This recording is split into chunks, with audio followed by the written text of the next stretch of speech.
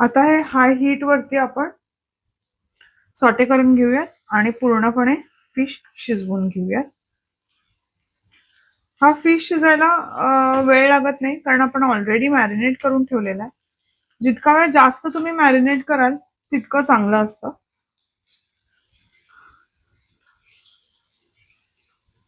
हा boneless cut आहे स्नॅपरचा.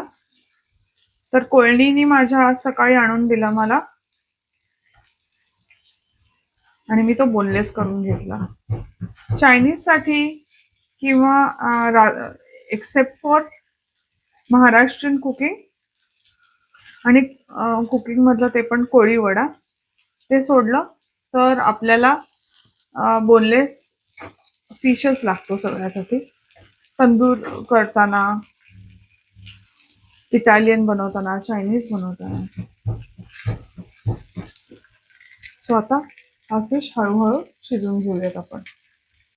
Fish हा एकदम डेलिकेट असतो म्हणून मी स्पॅच्युला वापरते आहे जेवण बनवताना. आता सगळे आपण सॉसेस आणि हे घालून घेऊयात.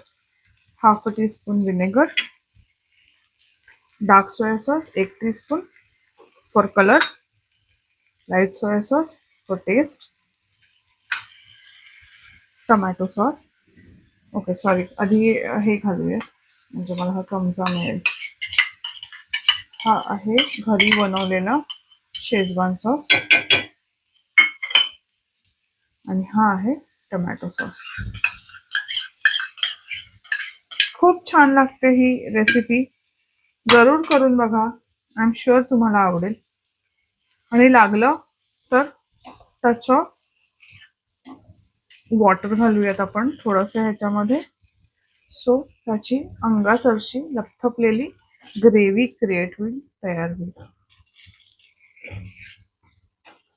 हे गोवन फ्युजन आहे त्यामुळे ह्याच्या वरती स्प्रिंग अनियन कापून घालत नाहीत, तर कोथिंबीर घालतात. सो कोथिंबीर घालायची. आता ह्याच्यामध्ये थोडंसं पाणी घालून घेऊयात. पाणी घालून घेण्याचं कारण आपण आधीच फिशला कॉर्नस्टार्च लावून घेतलेलं होतं. जर का गरज नसेल तर ते कॉर्नस्टार्च आपण नाही वापरायचं. म्हणजे आपोआप जर ग्रेव्ही थिक व्हायला लागली तर we don't need to use cornstarch, नाहीतर ते खूप घट्ट पिठल्यासारखं होतं आणि मग खायला मजा पण येत नाही. ओके, अजून